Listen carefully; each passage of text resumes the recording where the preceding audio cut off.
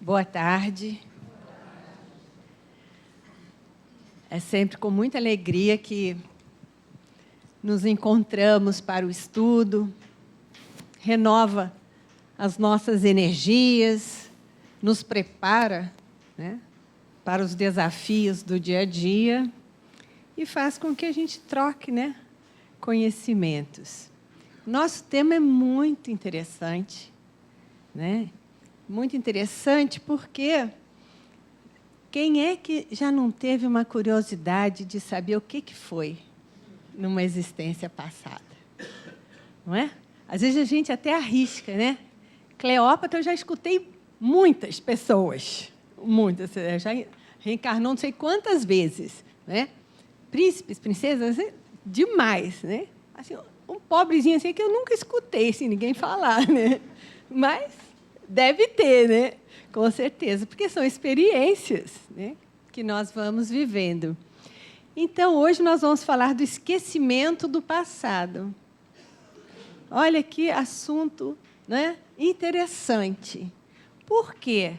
Se é esquecimento do passado, significa que nós temos um passado. Isso é certo, é um fato, né? É um fato. Se temos um passado, hoje nós estamos reencarnados. Então, nós temos que admitir a reencarnação. Né? Um dos pilares da doutrina espírita, a reencarnação. Temos que partir por aí, porque a reencarnação também é um fato. Estamos aqui reencarnados. Já tivemos um passado.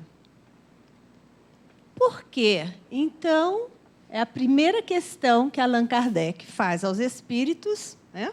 É a 392. Por quê? Se já tivemos um passado, se estamos reencarnados, por que nós nos esquecemos deste passado quando retornamos à vida física, material? Por quê? É a primeira pergunta. E os espíritos respondem a Kardec. O homem não pode e nem deve saber de tudo. Nós não teríamos a mesma autonomia que nós temos agora encarnados. Nós não teríamos. Pensa bem. A gente quer saber demais, não é? Deus assim designou. Deus assim decidiu. E tudo que Deus faz é bom, é certo, é justo. Mas acontece, né, que uma pessoa, outra, tem alguma coisa. A gente mesmo, não é? A gente mesmo, às vezes, não tem uma impressão, um sonho. Ou alguém nos diz alguma coisa, ou você vai a uma cidade pela primeira vez e tem certeza que já andou por aquelas ruas, conhece aquilo. Como é que é isso, então? Se há um esquecimento do passado, não é? E se é uma determinação. Então, é a próxima pergunta de Allan Kardec, a 393. É como pode? A primeira, por quê? Por quê? E a segunda, como pode? Já que nós esquecemos do nosso passado, como é que nós podemos construir algo bom agora? Como? Se eu não me lembro quem eu ofendi, como eu posso reparar agora?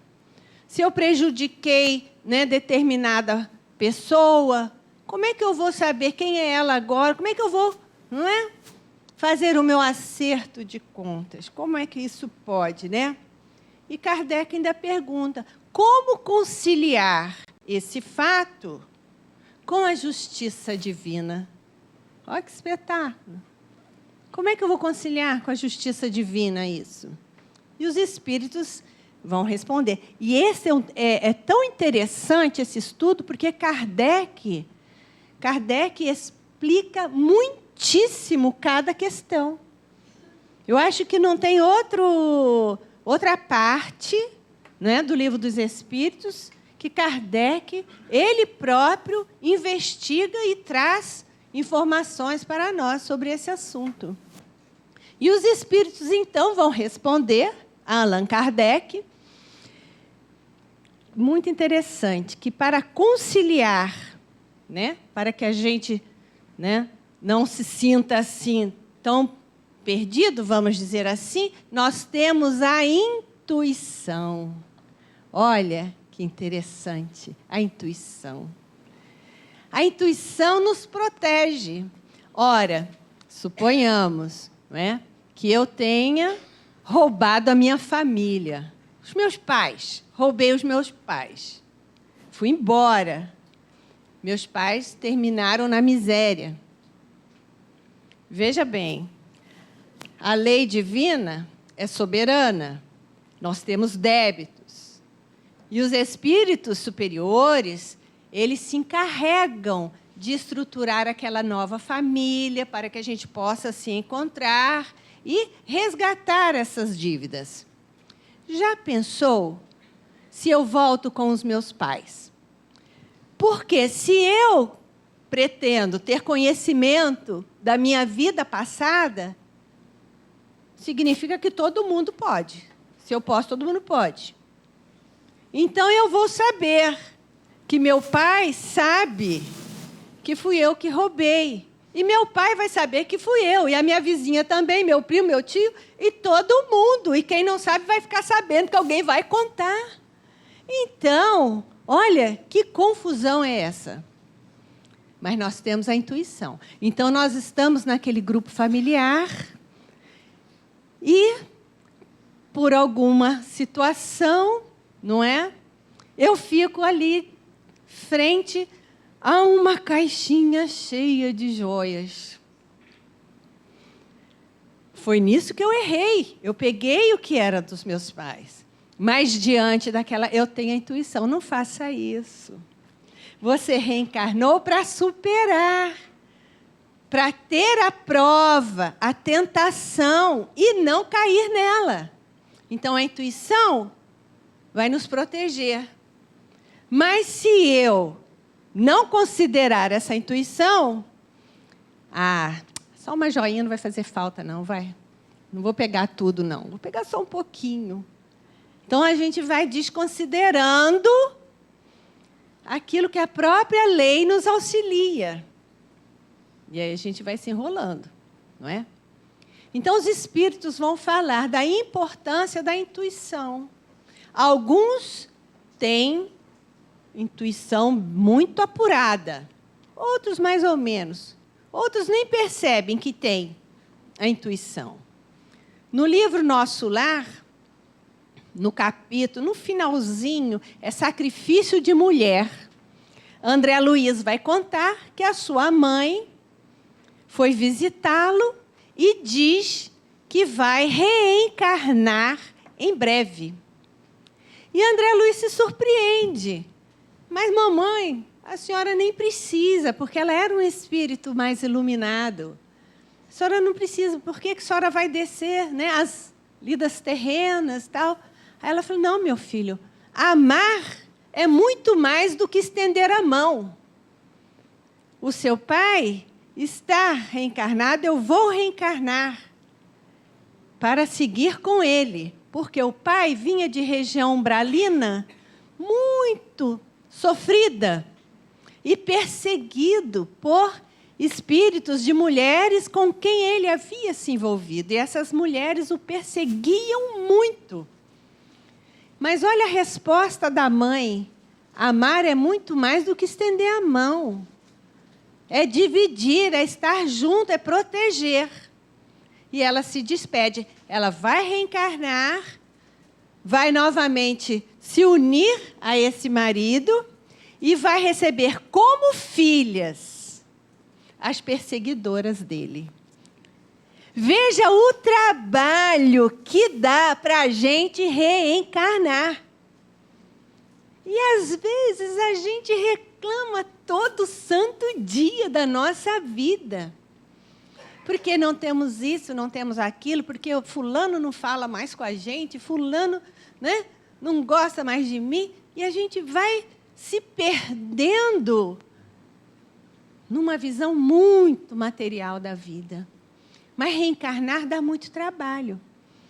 Então, esses espíritos, mesmo que a mãe de André Luiz, que é um espírito elevado, mesmo que ela se recorde, né, do seu passado, tenha intuições muito aclaradas, possivelmente vai ser mais difícil para o pai reconhecer e para as irmãs, as filhas, né, as filhas que vão nascer, que eram as mulheres que perseguiam o marido. Então, vejam que a bondade divina permite que a gente esqueça, para a gente resgatar, para a gente fazer o nosso trabalho, como dizem os espíritos Allan Kardec, o homem é mais senhor de si.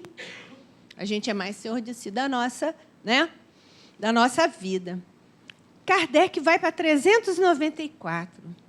E ele vai perguntar aos espíritos se nos mundos mais adiantados, as pessoas ali encarnadas, se elas têm essas preocupações, ou se elas também sofrem, têm as vicissitudes que nós temos. Como isso acontece em mundos mais adiantados do que o nosso planeta? E os espíritos dizem para ele duas respostas. Há mundos mais adiantados que os espíritos têm acesso ao seu passado, porque isso não os perturba. Isso não faz mal para eles. Então, eles têm acesso, mesmo que tenha sido um passado, né, longínquo, como diz o doutor Bezerra de Menezes, em épocas remotas também já passamos pelos problemas que nós passamos. Hoje, em épocas remotas, ele já passou também. Então, o que acontece? Nesses mundos mais adiantados, há aqueles em que os espíritos eles têm acesso a essas lembranças sem que isso perturbe a vida deles. Mas, ainda assim, há mundos superiores ao nosso, mas não tanto. Ali também há problemas. Porque Kardec vai perguntar o seguinte: será que o fato desses mundos superiores, deles não se lembrarem de uma vida difícil, por exemplo, num mundo de provas e expiações, eles esqueceram isso, né? Eles esqueceram, porque eles estão num outro mundo, esquecimento do passado. Será que isso também não traz uma certa agonia e angústia a esses espíritos? E aí os espíritos vão responder: nesses mundos onde eles são superiores a nós, mas eles ainda passam por provações, eles podem, sim, se sentirem, de alguma forma, infelizes por não terem a lembrança de um mundo pior, vamos dizer, de um mundo mais difícil. Eles podem. Mas, se eles não lembram quando no corpo, eles se lembram em espírito. Então, de alguma forma, eles vão se lembrar. E aí os espíritos vão dizer: há inconvenientes muito graves quando a gente tem esse acesso, não é, ao nosso passado. Há inconvenientes graves. Nos mundos realmente mais elevados, não há esses inconvenientes graves. Mas no mundo, por exemplo, o mundo de regeneração não vai ser melhor que o nosso? Vai ser melhor que o nosso. Quando nós estivermos em pleno mundo de regeneração, a gente não vai se lembrar muito desse aqui, né? Mas também saudade talvez a gente não tenha. Mas a gente vai pensar nas pessoas, às vezes pode dar, né, alguma saudade do que será, de quem, alguma coisa. Mas o importante para nós é saber que, em mundos superiores, mais elevados, isso não perturba o espírito. Mas aqueles mundos que ainda são superiores a nós, mas ainda estão próximos, ainda pode trazer graves inconvenientes, como dizem aqui os espíritos. E Kardec vai para 395, que é bárbara essa questão, né? E para essa questão nós vamos passar para a Dona Ivone do Amaral Pereira, que é um espírito, para mim, de luz, porque temos trabalhado com os seus livros há muitos anos e nos identificamos muito com Dona Ivone.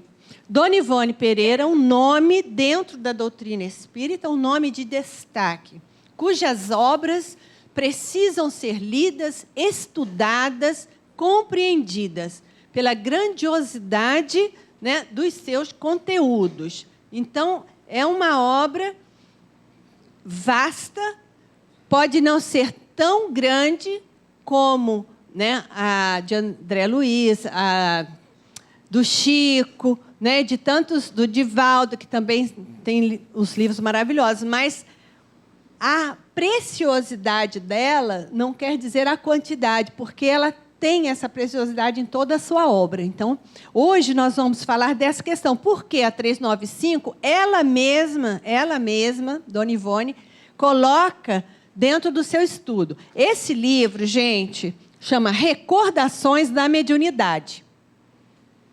Recordações da Mediunidade. O capítulo é Reminiscências de Vidas Passadas. Quer dizer, a lembrança sem que ninguém tenha que dizer.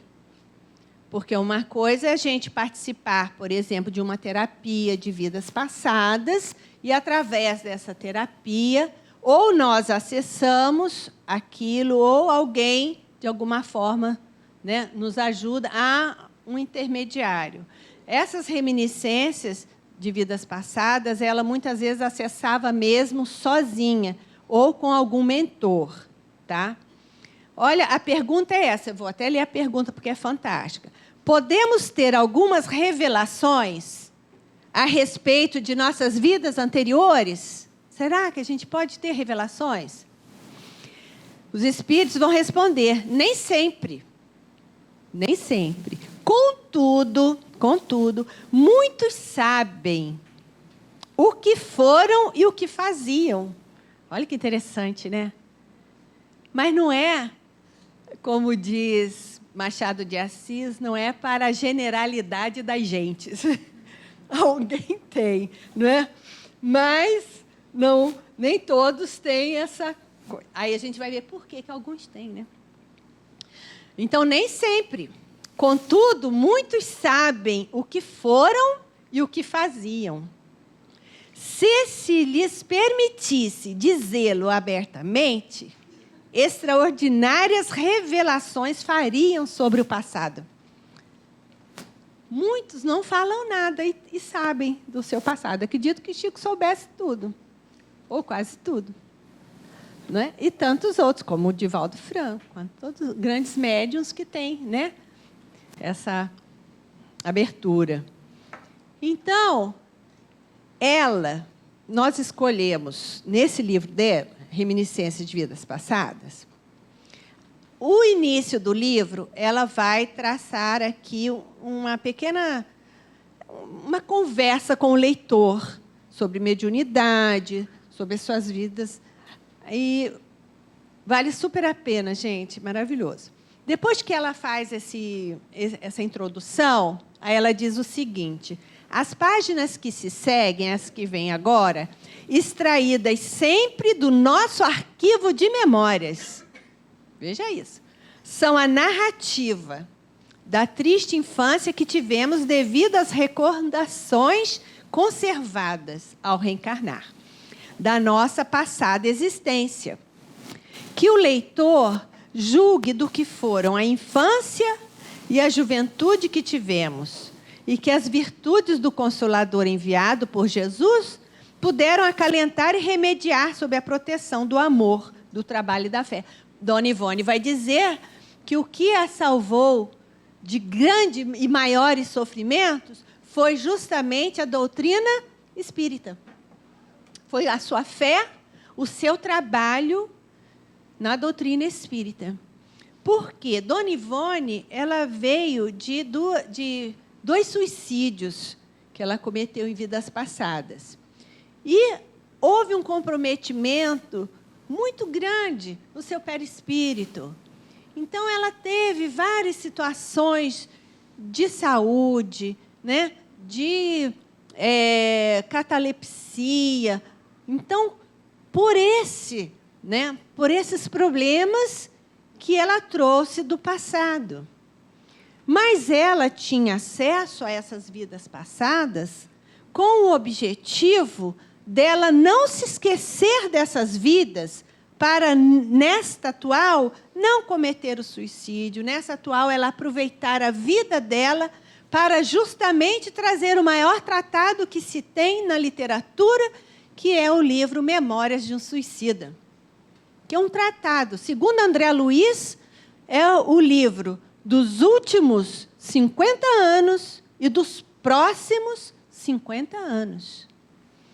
Então, veja vocês. E ela vai dizer assim: minha primeira infância destacou-se pelo traço do infortúnio, não foi fácil, que foi certamente a consequência da má atuação do meu livre arbítrio em existências passadas. Então, quando a gente se compromete muito, nós trazemos essas dores que nós precisamos, de alguma forma, expiar. Então, ela vai dizer o seguinte, agora eu vou pular. Vou ler esse pedacinho é maravilhoso. Então, ela era, desde 4, 5 anos, ela já via espíritos, conversava com eles, e a maior dificuldade dela era aceitar o pai da presente encarnação. Era a maior dificuldade. Aí ela vai dizer aqui, né? Detalhes. Negava-me a pedir a bênção ao pai. Ela não aceitava que a família, normalmente a família mais antiga, tinha a bênção, não é? Você tinha que tomar a bênção do pai e da mãe. Então, o que aconteceu? Ela não tomava a bênção do pai. Ela se negava. E ela dizia, esse não é o meu pai. Olha isso. E entrava a explicar à minha mãe, isso ela falando, que tentava contornar a situação. Olha a mãe, coitada, tentando contornar a situação. Né? E tentava contornar a situação. E a mãe, a avó paterna, foi um anjo na vida dela, ela vai dizer isso. Foi o anjo bom da minha infância. Olha o papel das avós.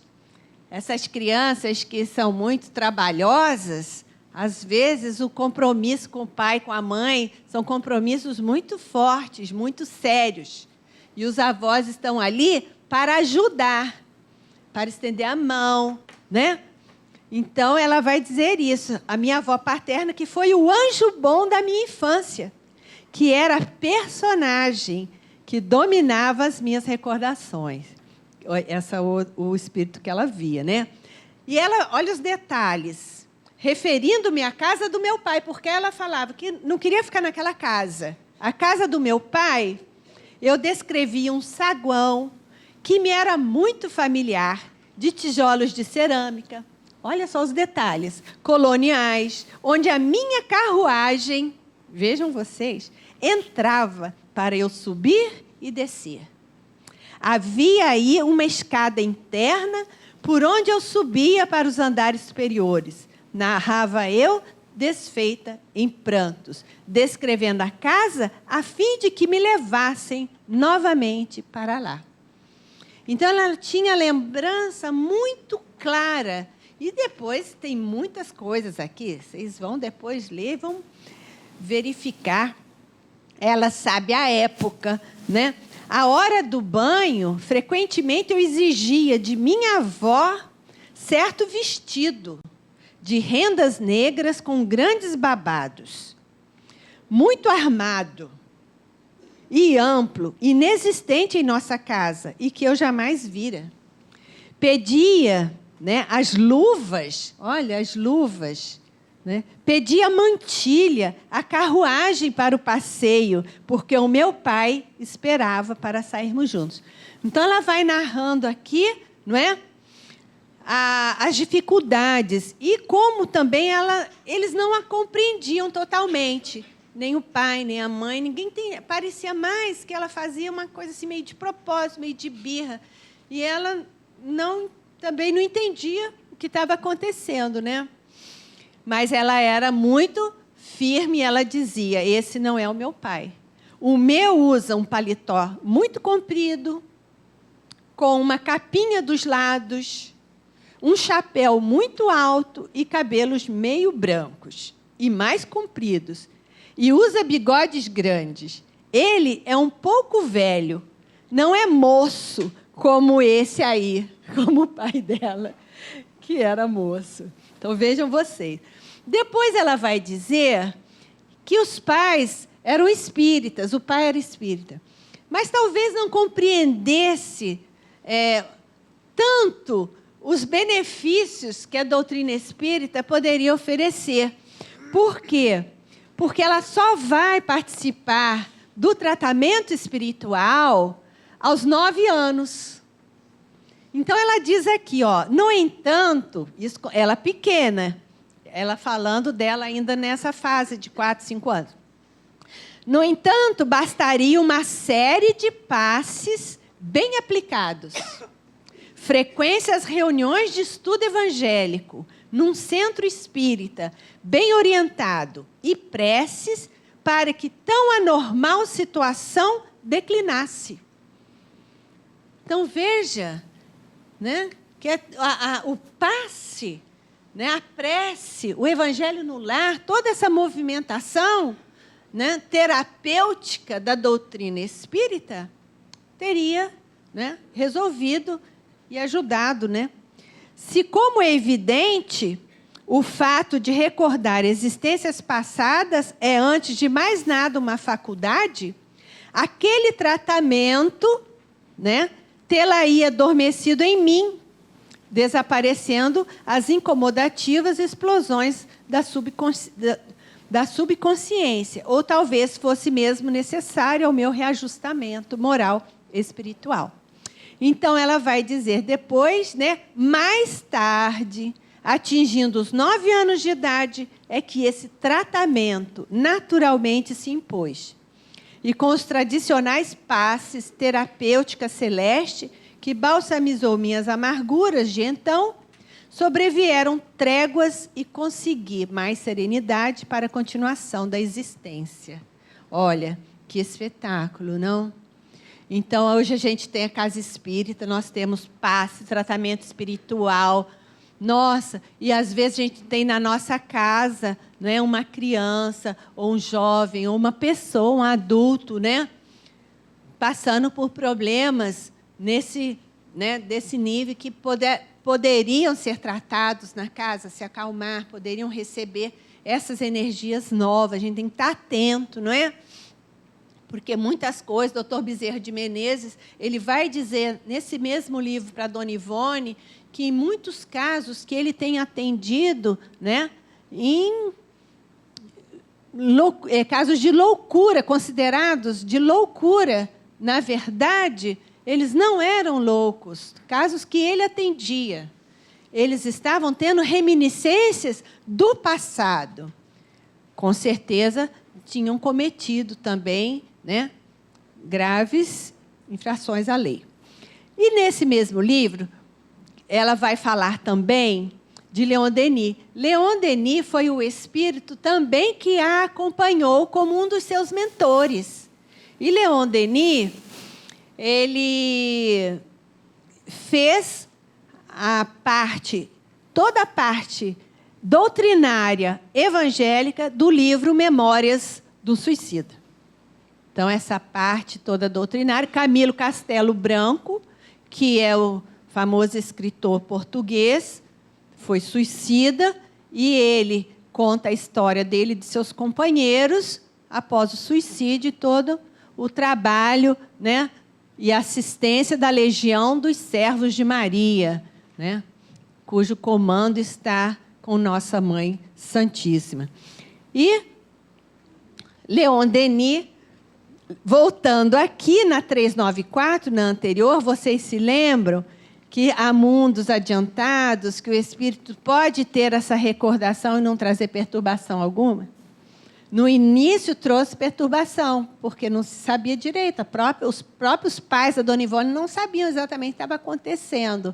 E a Dona Ivone teve essa mediunidade grandiosa e produtiva, porque produziu ao longo da sua vida e aprendeu. E ela diz que os melhores momentos da vida dela vieram da mediunidade, né?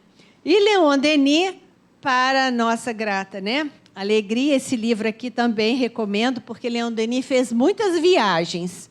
E cada viagem que ele fazia, ele registrava, porque foi um homem muito ligado à natureza.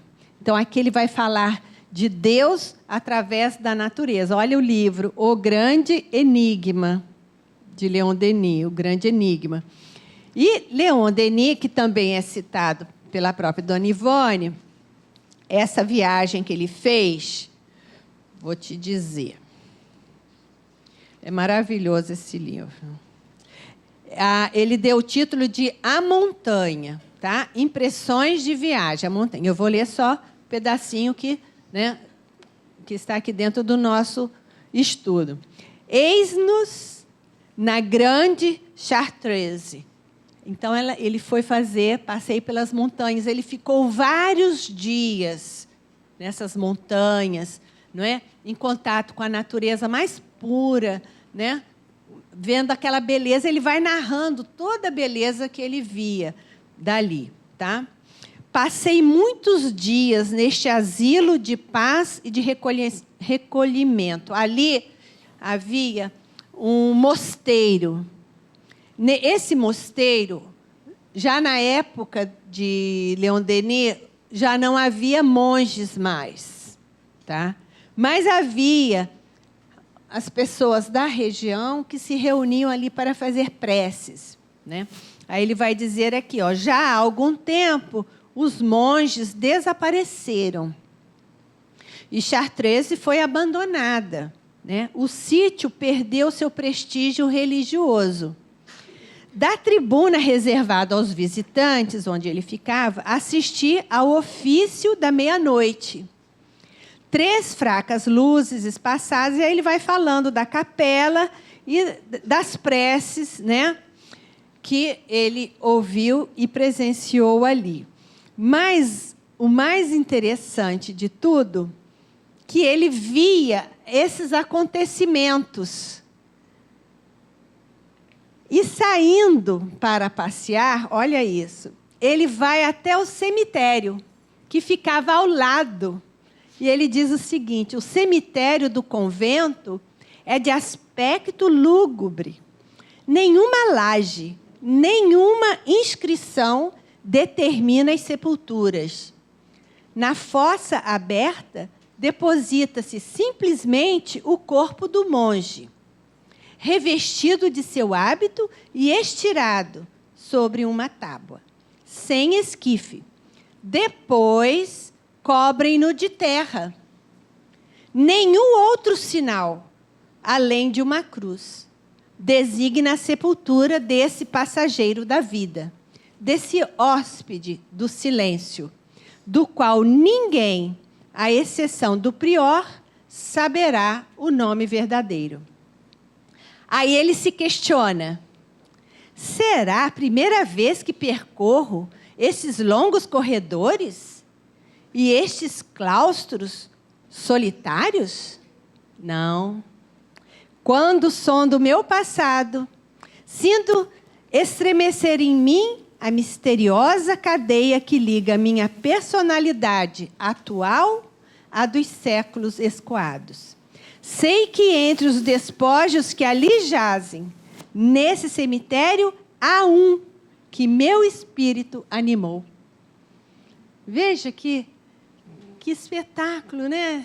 Essa certeza que um daqueles, né, daquelas cruzes pertence a ele. Mas não havia nome, não havia nada, né? Uma delas acabou nesses lugares, uma das vidas dele. Depois dos 5 lustros de lutas da epopeia napoleônica, né, nas quais o destino me havia imergido, exausto de tudo, afrontado pela vista do sangue e do fumo de tantas batalhas, aqui vim buscar a paz profunda. E ele vai se lembrar de como ele chegou ali em épocas remotas. Na série de vidas sucessivas, uma existência monástica pode ser útil, pois nos ensina a renúncia das coisas mundanas, a concentração do pensamento, a austeridade dos costumes, né? Depois ele vai dizer uma coisa muito interessante. Seria bom que todas as almas descidas à carne conservassem a lembrança, que é justamente o nosso estudo. Seria bom que todas as almas descidas à carne conservassem a lembrança de suas anterioridades? E ele vai dizer, não penso assim. Deus agiu sabiamente, velando aos nossos olhos, ao menos durante a difícil passagem pela vida terrestre, as cenas trágicas, os desfalecimentos, os erros de nossa própria história. Nosso presente fica assim aliviado. A tarefa atual torna-se mais fácil, né? Chegará sempre à nossa volta para o espaço, tempo de ver alçar-se diante de nós os fantasmas acusadores. E ele vai dizer ainda que ele tinha a lembrança do seu passado, obrigada, constantemente. Ele tinha acesso e não tinha perturbação. Era um espírito evoluído. Ele diz, depois vocês vão ler aqui, que vocês vão descobrir tudo isso. Ele diz que ele tinha acesso a todo o seu passado. E isso não lhe trazia nenhum problema, nenhuma dificuldade. Kardec, então, vai para 396, onde ele pergunta, mas será que também pode ser uma ilusão nossa? A gente tem um sonho, eu sonhei que eu fiz isso, eu fui aquilo, fui aquilo. Será que pode ser uma ilusão? Os espíritos dizem, pode, até pode. Mas presta atenção, não é? Porque muitos sonhos, eles refletem também o nosso dia a dia. Os filmes, as conversas, as histórias. Então, nós só temos acesso àquilo que vai nos fazer bem, até dentro do trabalho de regressão, de terapias de vidas passadas, a gente só chega até onde pode, até onde os espíritos permitem, até onde aqueles irmãos responsáveis pelo trabalho permitem, né? Tem acesso livre àqueles que estão, não é, em condições de não se perturbarem. E os que estão e aqueles que se perturbam têm graves problemas, né? Precisam de ajuda. Depois, na 397, Kardec pergunta, e a natureza corporal, nosso corpo? E os espíritos respondem, nos mundos em que os corpos também são mais leves, mais evoluídos, também a nossa lembrança do passado não traz problemas, porque já é quanto mais evoluído esse espírito, né? Seu corpo espiritual também é evoluído, possivelmente aquele que habita esse corpo também tem um grau, não é, maior de elevação. Aí na 398, Kardec quer saber se nós podemos, não é, estudar as nossas tendências. Os espíritos dizem, nós podemos estudar. Ora, se todo mundo me tira do sério rapidinho, já é uma tendência a ser estudada, né? O sangue me subiu à cabeça. Cuidado, né? A gente tem tendência, sim, né? Compra. E depois, como é que paga? Não é? Então, nós temos algumas tendências que nós podemos estudar essas tendências, né? Para ver o que a gente pode melhorar nisso, né? E aí Kardec pergunta, pode cometer novas faltas? A gente ainda pode cometer novas faltas? Aí os espíritos dizem, sim, a gente conserta alguma coisa, né? Pode ser que eu agora, né, já não pegue as joias da família, vamos dizer assim, mas pode ser que eu chegue atrasado no trabalho todo dia, ou que eu faça outra coisa diferente, ou eu, né, fico falando mal das pessoas. Mas retroceder jamais. O espírito não retrograda. Tudo que nós conquistamos, conquistamos. Se hoje a gente ainda erra, é porque nós ainda estamos num processo, né, de educação para a vida. E a última questão é sobre as vicissitudes de hoje. Hoje, que nós sofremos muito, temos, às vezes, né, problemas graves, expiações, dificuldades, dores. Como é isso? Aí os espíritos respondem, o espírito escolhe suas provas. Nós temos o livre arbítrio. Então, nós escolhemos as nossas provas. É bom que a gente fique firme, que a doutrina nos ajuda, como ajudou Dona Ivone Pereira a vencer suas provas, suas lutas, não é? E transformar nossas dores em benefício da humanidade, né? Transformar aquilo que nos dói muito, nós podemos ajudar outros que têm dores semelhantes, né? Então, esse é o nosso desafio, não é? Não vamos nos preocupar tanto com o passado, deixa o passado quieto. Mais cedo ou mais tarde a gente vai saber tudinho, né? Fiquem com Deus.